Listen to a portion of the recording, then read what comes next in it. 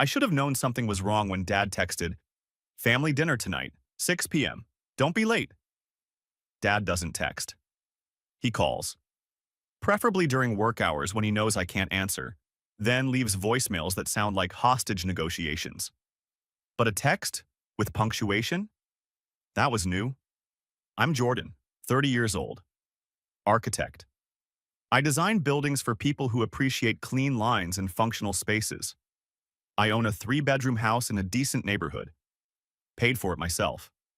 Nobody co-signed. Nobody helped with the down payment. Just me, my salary, and 5 years of eating ramen while my friends went to Coachella. The house is my sanctuary. My achievement.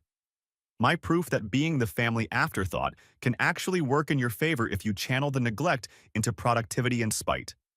So when I walked into Marconi's, the Italian place where family announcements happen, I knew I was walking into something.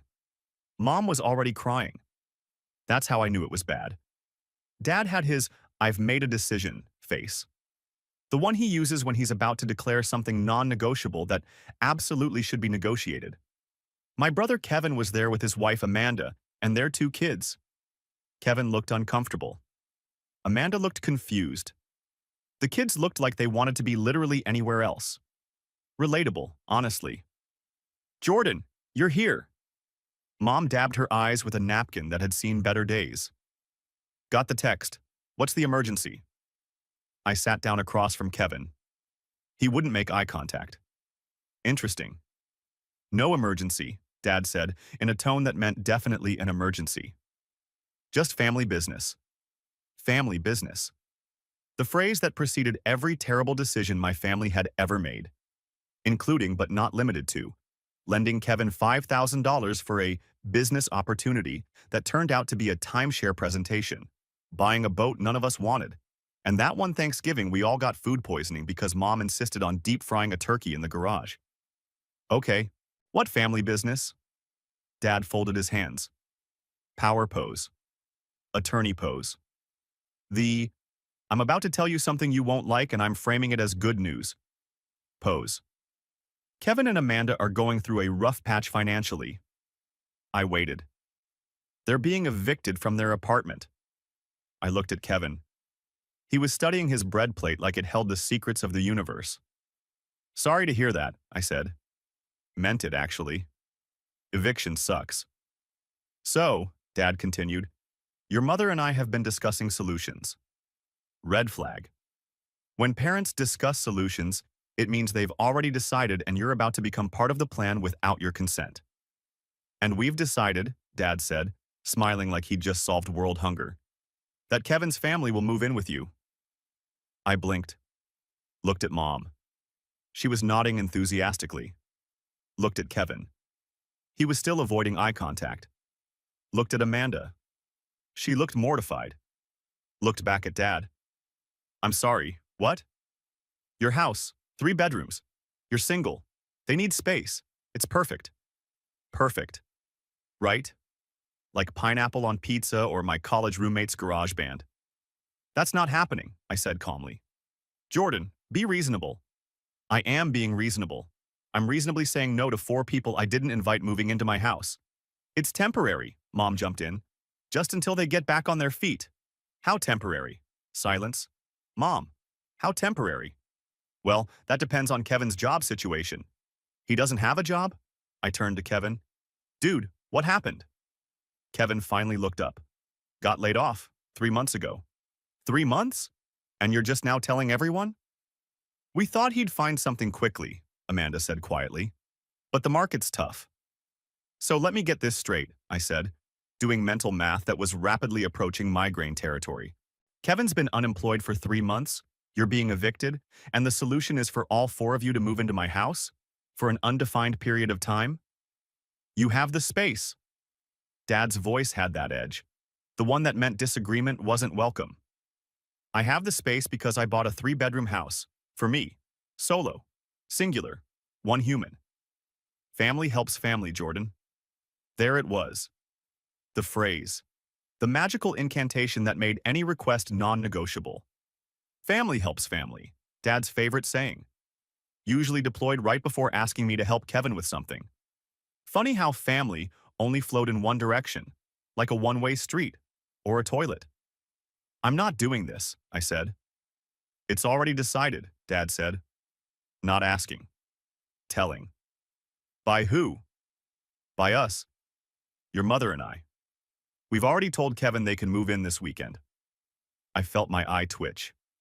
The left one. It does that when I'm about to lose my mind, but I'm in public, so I have to keep it together. You told them they could move into my house this weekend without asking me. We're asking now. No, you're informing me. There's a difference. Mom leaned forward. Jordan, sweetheart, I know it's a lot, but they're desperate. The kids need stability. You're their uncle. Don't you want to help? I looked at the kids. 7 and 9, playing on iPads, oblivious to the fact their housing situation was being negotiated over breadsticks. I'm not a monster. I felt bad for them. But I also felt bad for me. For working my butt off to buy a house so I'd never have to live with anyone I didn't choose. I want to help, I said carefully, by not enabling the same pattern we've been enabling for 10 years. Kevin's head snapped up. What pattern? The one where you make bad decisions, run out of money, and mom and dad bail you out. That's not fair. You're 34 years old. You've been between jobs 5 times in the last 6 years. You've borrowed money from mom and dad 7 times that I know of, probably more that I don't.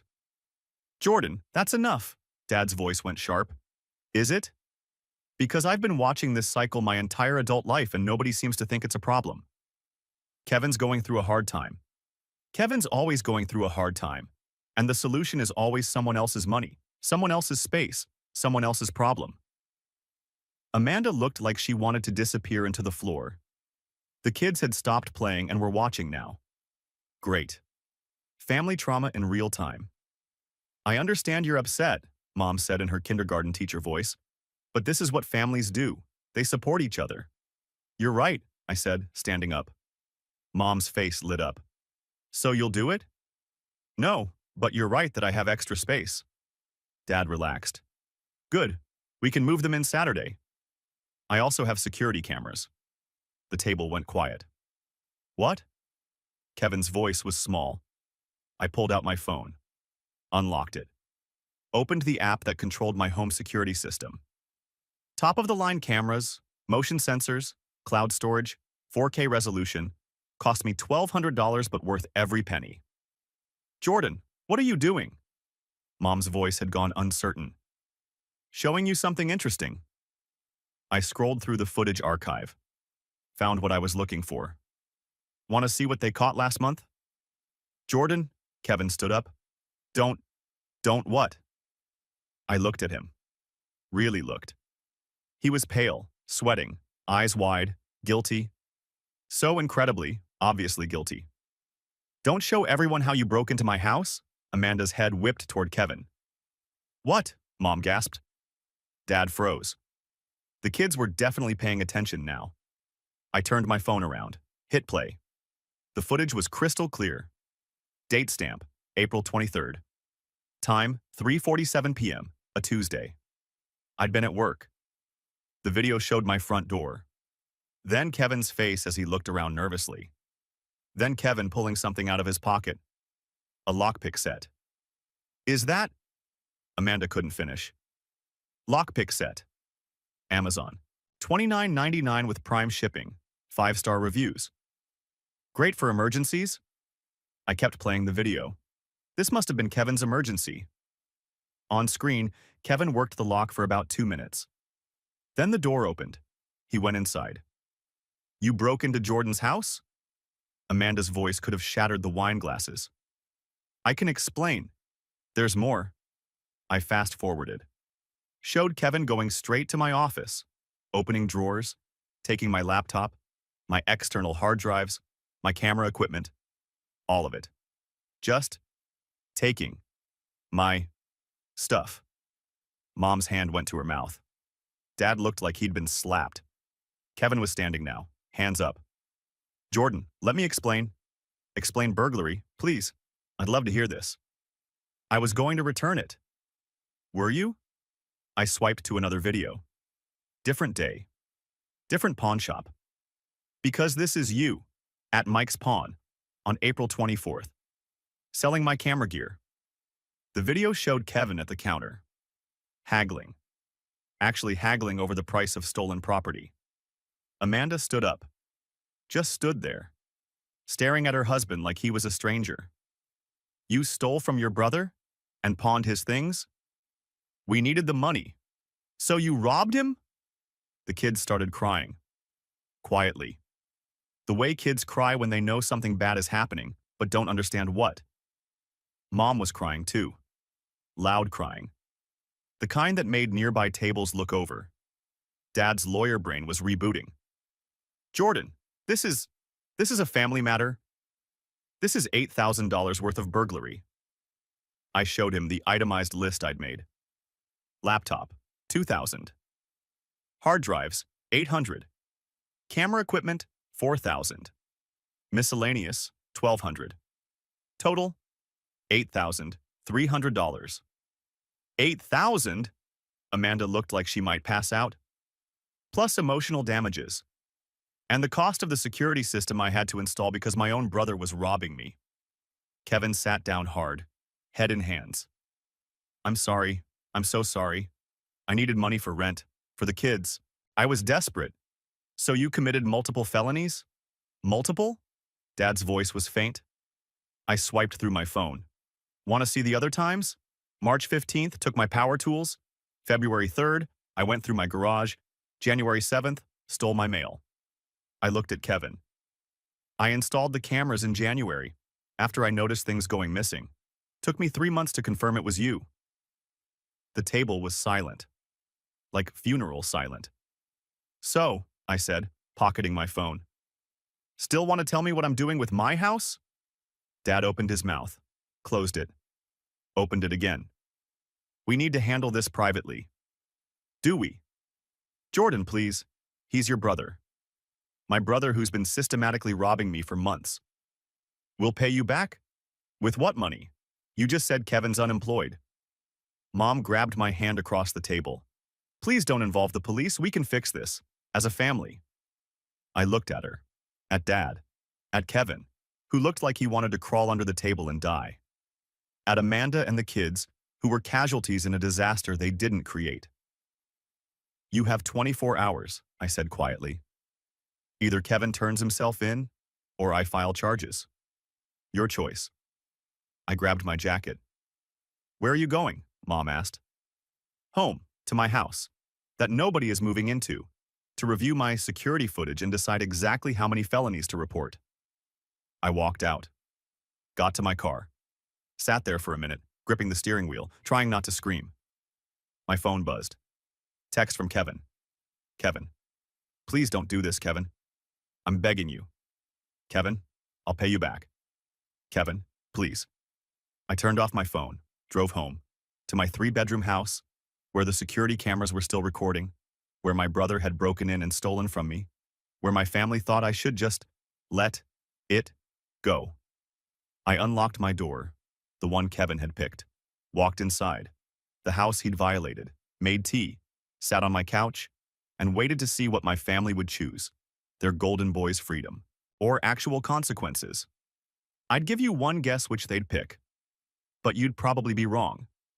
Because in 24 hours, I was about to learn exactly how much family helps family really meant. Spoiler alert, it meant a lot less than I thought. And a lot more lawyers than I'd hoped. 24 hours is a long time when you're waiting to see if your family will choose felony charges or family loyalty. I spent it productively. Compiled all the security footage into one neat folder. Organized by date. Labeled by crime. Made a spreadsheet because I'm an architect and we love spreadsheets almost as much as we love right angles. My phone rang 14 times. I answered 0. Texts came in waves. Mom, please reconsider. Think of the children. Dad, we need to discuss this rationally. Kevin, I'll do anything, please. Amanda, I didn't know. I swear I didn't know. That last one I believed. Amanda looked genuinely horrified at dinner. The kind of horror you can't fake unless you're a really good actress, and Amanda worked in dental billing. Not a lot of acting required there. I texted her back. I know, this isn't about you. She responded immediately. I'm taking the kids to my parents. I need time to think. Good for her. The deadline hit at 6 p.m. the next day. Tuesday. I was home, waiting. At 6:01, my doorbell rang. I checked the security camera feed. Dad. Alone. I opened the door. Where's Kevin? Can I come in? Where's Kevin, Dad? He sighed. The heavy kind. I'm about to disappoint you, but I'm going to make it sound reasonable kind. He's at home, with your mother. So he didn't turn himself in? Jordan, be reasonable. I was reasonable. I gave him 24 hours. Time's up. You can't seriously be doing this. Watch me. I pulled out my phone, started dialing. Wait. Dad grabbed my arm. Just wait, let me talk to you. You have 2 minutes. He came inside, stood in my living room like he didn't know what to do with his hands. My dad, the attorney, the guy who argued for a living, suddenly speechless. Kevin made a mistake, he finally said. Multiple mistakes, plural, over 4 months. He was desperate. So he committed burglary. That's not desperation, that's crime. You're going to destroy his life over this?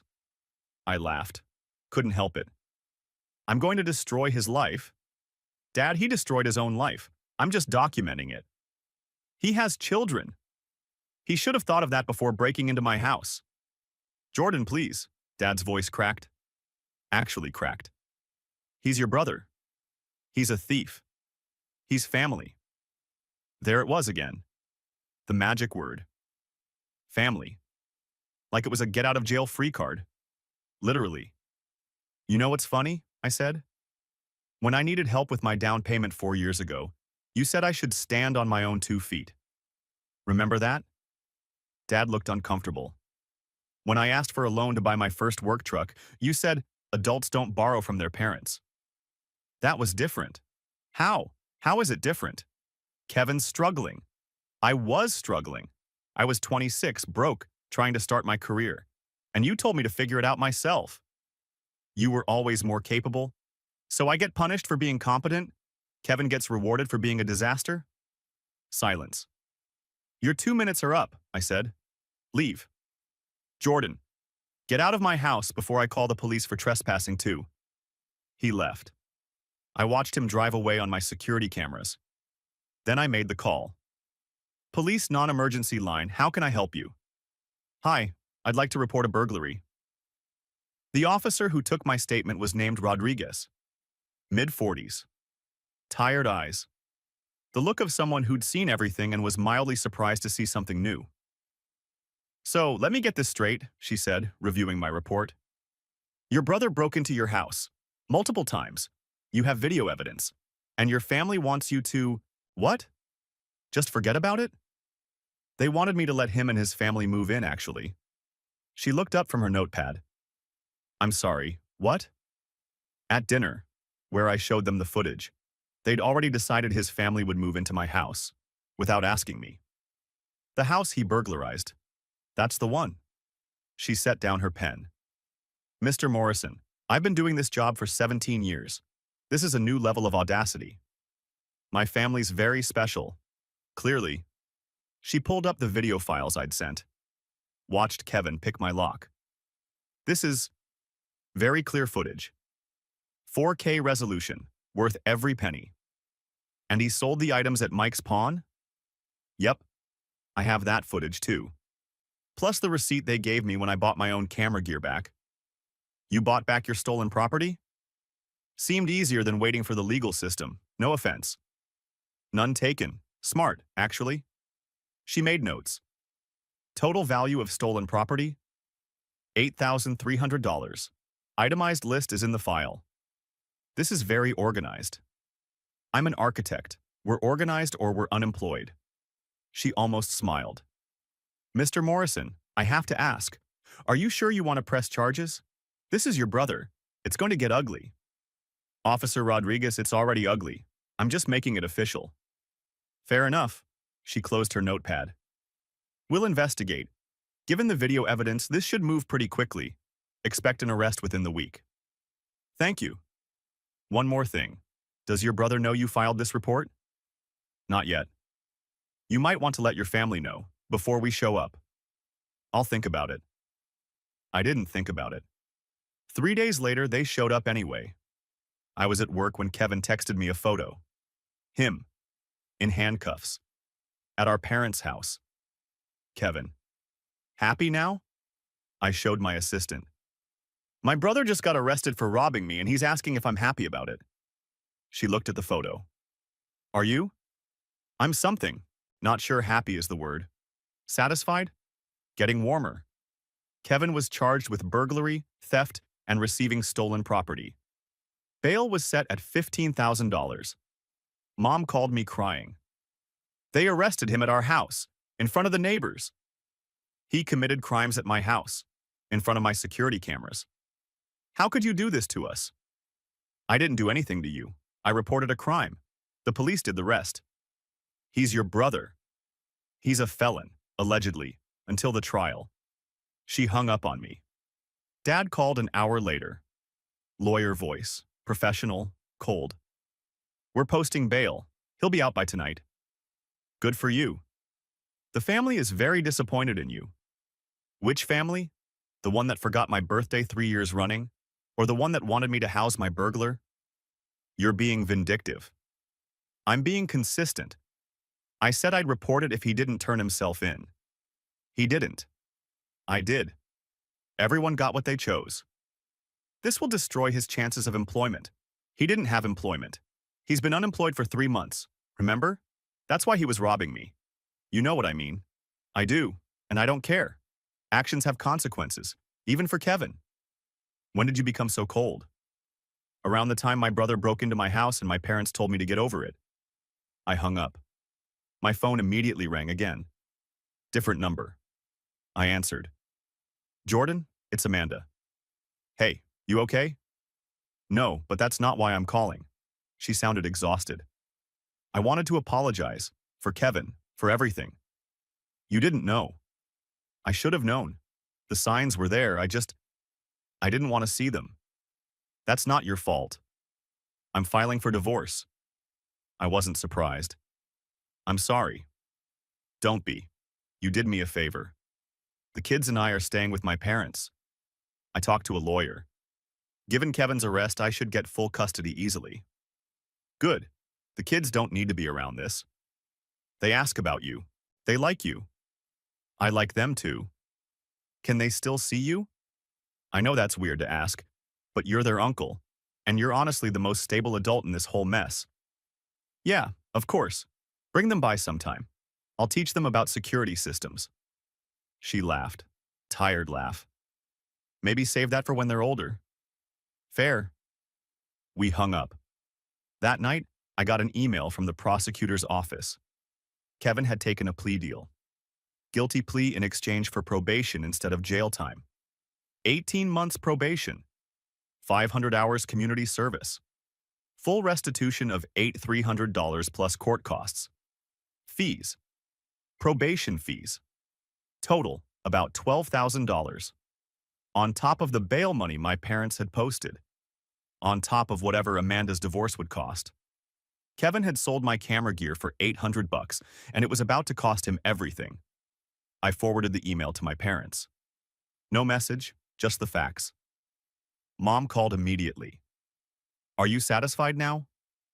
I'm not satisfied or unsatisfied. I'm just informed.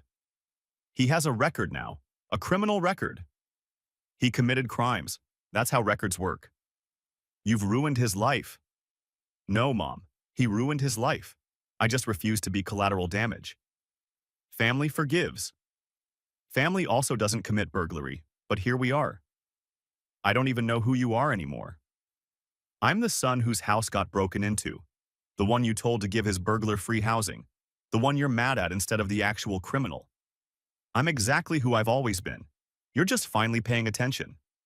She was crying. Full sobs. We're done. Do you hear me? We're done. Okay. Don't call us. Don't visit. You're not welcome here anymore. Noted. I mean it, Jordan. I know you do. Goodbye, Mom. I hung up, sat there for a minute, waited to feel something. Sadness, regret, guilt. Nothing came, just relief. Relief that I didn't have to pretend anymore. Didn't have to show up to dinners where I was invisible.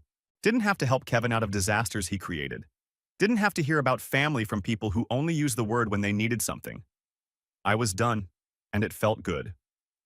My phone buzzed.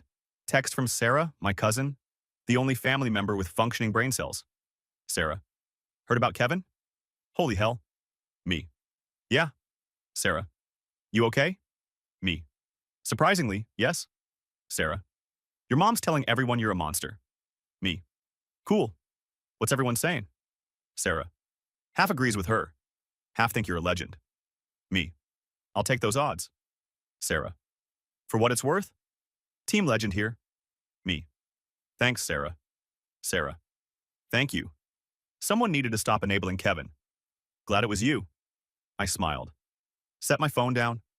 Looked around my house. My 3-bedroom, security camera-protected, burglar-free house.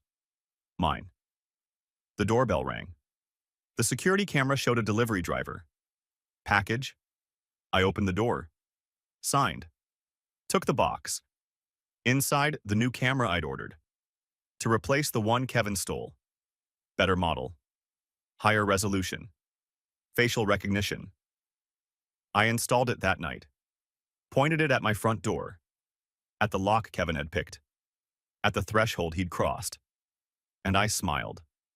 Because if there's one thing I learned from this whole disaster, documentation is everything. And family is optional. But security cameras? Those are forever. The family split happened fast. By split, I mean half of them stopped talking to me entirely, and the other half sent passive-aggressive Facebook messages about forgiveness and moving forward. Aunt Carol posted a Bible verse about forgiveness on my timeline. I deleted it. She posted another one. I blocked her. Uncle Mike sent a long text about how family is forever. I replied, so is burglary on your permanent record. He stopped texting. My cousin David called me a snitch in the family group chat. I left the group chat. Best decision I'd made in years, honestly. Sarah created a new group chat. Just us. Called it The Reasonable People. Population 2. Sarah. Mom's side is losing it. Me. How bad? Sarah. Thanksgiving is going to be awkward. Me. Good thing I'm not going. Sarah. Legend status confirmed. Meanwhile, Kevin's life was imploding in real time. Amanda filed for divorce 2 weeks after his arrest. Cited financial dishonesty, criminal behavior, and complete breakdown of trust. Her lawyer was efficient. Brutal, but efficient. Custody hearing was scheduled. Kevin's lawyer advised him to accept Amanda's terms. She gets primary custody. He gets supervised visitation every other weekend. Kevin apparently didn't take it well. I know because Sarah sent me screenshots of his Facebook posts. They were something. Kevin. When your own family turns on you, you learn who really loves you. Sarah. Is he talking about you or Amanda? Me. Yes. Kevin. Some people value money over relationships. Sad. Me. I valued my laptop over his criminal career. Call me crazy. The posts got worse, more dramatic, more vague, posting about betrayal and fake family. Then they stopped. Sarah texted, he deleted his Facebook. Me. Good. He was embarrassing himself. Sarah. No, like deleted. Account gone. Me. Huh. A week later, I found out why. I was at work when I got a call from a number I didn't recognize. Almost didn't answer. But it was local, and I was expecting a call from a contractor. Hello? Jordan, it's Amanda. Hey, everything okay? Not really. Kevin's missing. I sat up straight. Missing how? He didn't show up for his supervised visitation yesterday. Didn't call, didn't text. I went to your parents' house. He's not there. Your mom hasn't seen him in 3 days. Did you call the police? I filed a missing persons report this morning. But Jordan, I'm worried he did something stupid. Like what? I don't know. He was really depressed after the custody hearing, talking about how he'd lost everything, how everyone hated him. Guilt tried to creep in. I pushed it back. That's not on you, Amanda. Or me. I know. I just... Can you check your security cameras? See if he's been by your place? Yeah. Give me a second. I pulled up the app. Scrolled through the last week of footage. Nothing. He hasn't been here. Okay, thanks for checking. She paused. Jordan, if he contacts you, I'll let you know immediately. Thank you.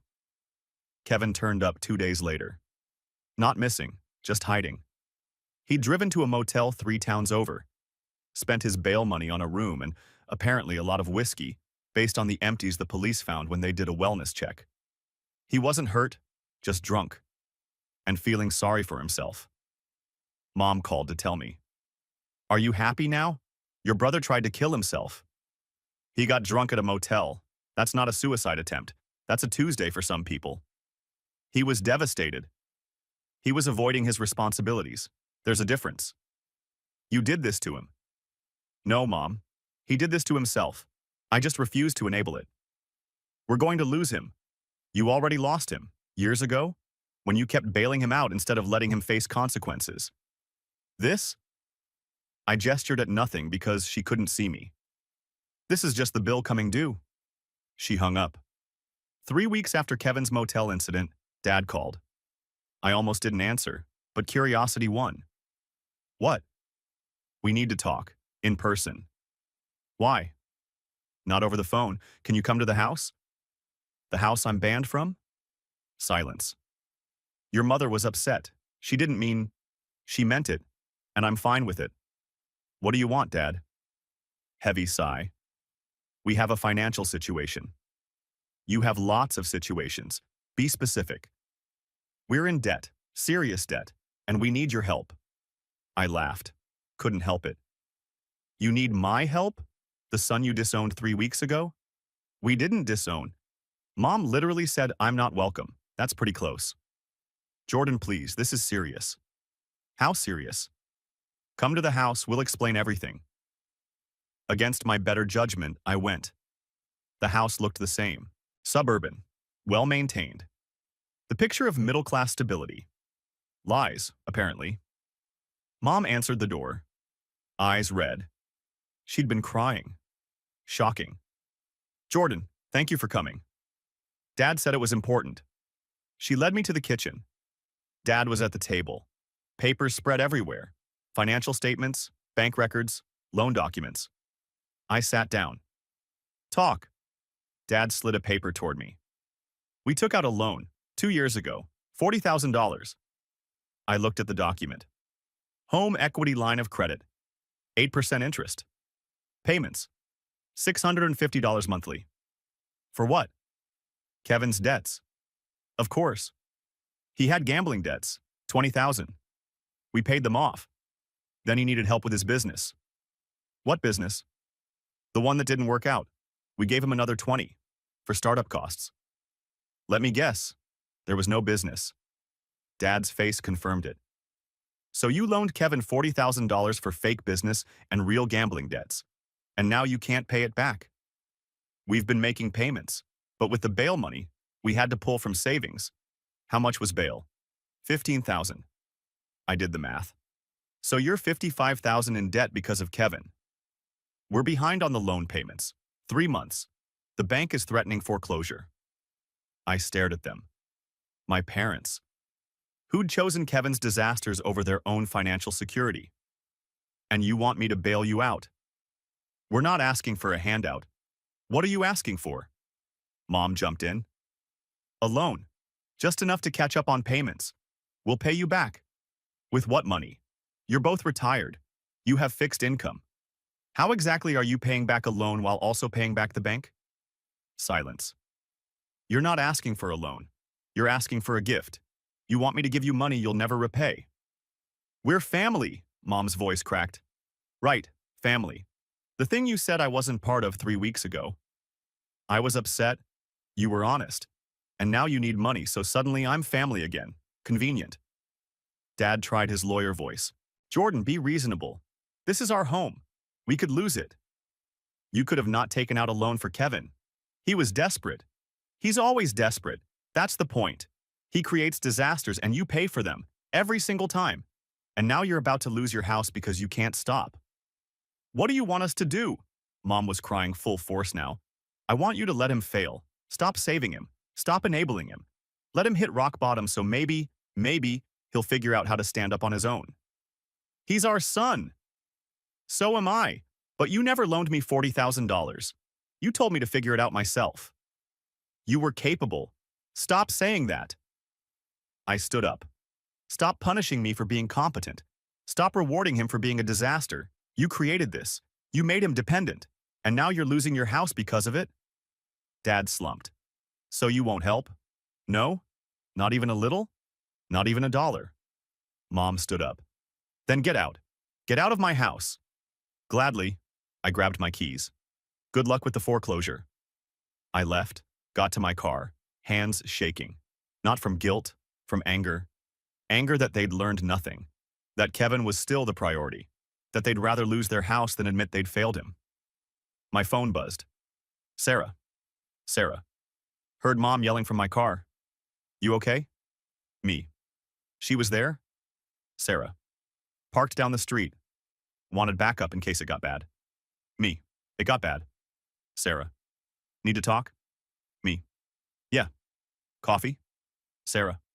Already ordered yours. See you in 10. I drove to the coffee shop. Sarah was waiting. 2 drinks. 1 brownie we'd split. They asked for money, I said. How much? Didn't give specifics, but they're behind on a $40,000 loan they took out for Kevin. Jesus. Plus 15 in bail money. They're about to lose the house. And they wanted you to save them. Yep. What did you say? No. Sarah raised her coffee. To boundaries. To boundaries. We clinked cups. You know they're going to make you the villain, right? She said. They already have. It's going to get worse. Let it. And it did. The family gossip chain lit up. I wasn't in it, but Sarah kept me posted. Mom told everyone I refused to help them keep their house, painted me as cruel, heartless, vindictive. She left out the part about the $40,000 they'd given Kevin. Half the family believed her version, said I was cold, said family should help family. The other half asked questions. Did the math. Realized what had really happened. The family split deeper. Sarah's mom, my aunt, called my mom out publicly. At some church event. Apparently it got loud. Sarah sent me a play-by-play. Sarah. Mom just asked your mom why she expected you to pay for Kevin's gambling debts. Me. Oh no. Sarah. Your mom said that's not what happened. Me. Oh yes. Sarah. Mom pulled out her phone and showed people the math. Me. Your mom is my hero. Sarah. Standing ovation from the reasonable people. 2 months after my parents asked for money, they sold the house. Downsized to a 2-bedroom apartment. Paid off the loan. Barely. Kevin moved in with them. Because of course he did. 3 adults in a 2-bedroom apartment. Kevin on the couch. Parents stressed. Everyone miserable. I heard about it through Sarah. It's a disaster, she reported. Kevin's not working, just playing video games. Your parents are supporting him financially. Again. Shocking. The kids haven't seen him in weeks. He missed 2 supervised visits. Amanda must be thrilled. She's filing for full custody, no visitation. Good. I felt nothing about any of it. No satisfaction, no guilt, no vindication, just nothing. They'd made their choices. I'd made mine. And I was sleeping fine. In my 3-bedroom house, with my security cameras, and my boundaries, exactly where I belonged. 6 months later, I was living my best life. By best life, I mean working, designing buildings, going to the gym, dating occasionally, and sleeping soundly in a house nobody was breaking into. The security cameras hadn't caught anything more exciting than a raccoon trying to open my trash can. I named him Kevin Jr. Sarah thought that was hilarious. My parents and I hadn't spoken since the money conversation. I was fine with it. They were probably fine with it too, though I wouldn't know because we weren't speaking. The family had fully split into Team Jordan and Team Kevin. Thanksgiving was apparently a nightmare with two separate dinners. I went to neither.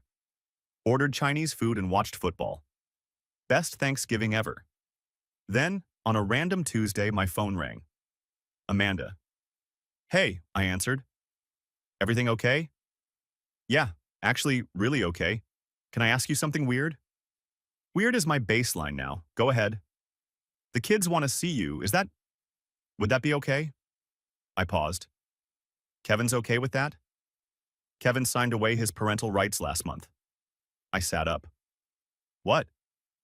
He couldn't afford child support, kept missing visits. The court gave him an option. Pay what he owes or terminate rights. He chose termination. Jesus.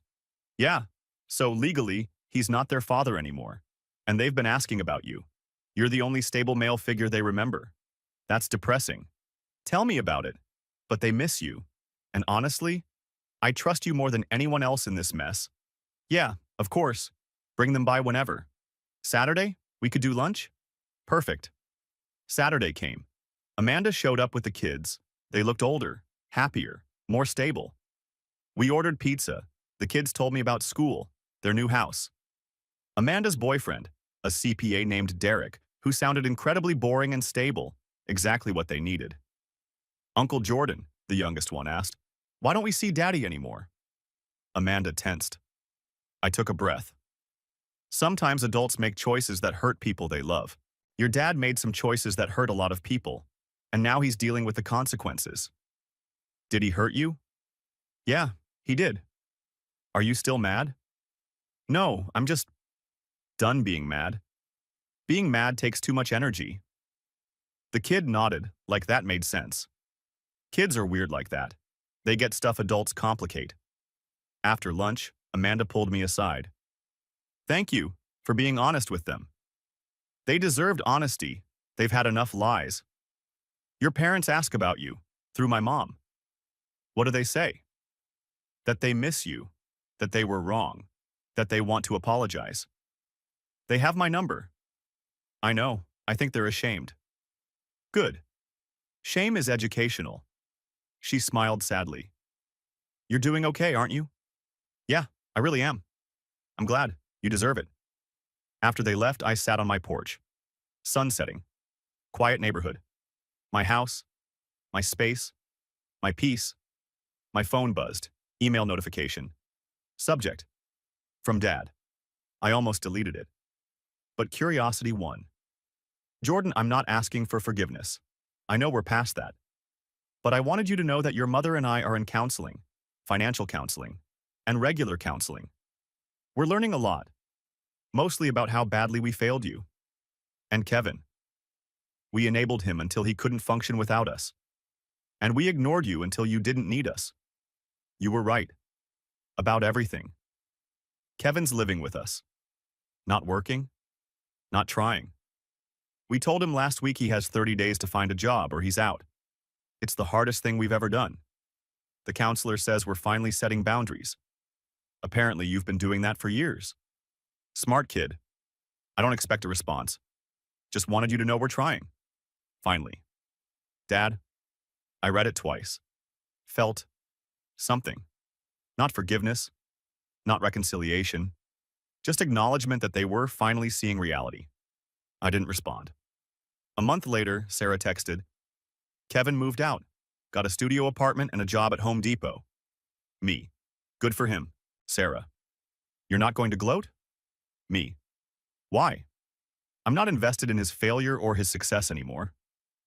Sarah. Character growth. I'm impressed. Me. I'm tired. There's a difference. 2 months after that, I ran into Mom at the grocery store. We both froze. Stared at each other across the produce section like Western gunfighters. She looked older. Tired. Smaller somehow.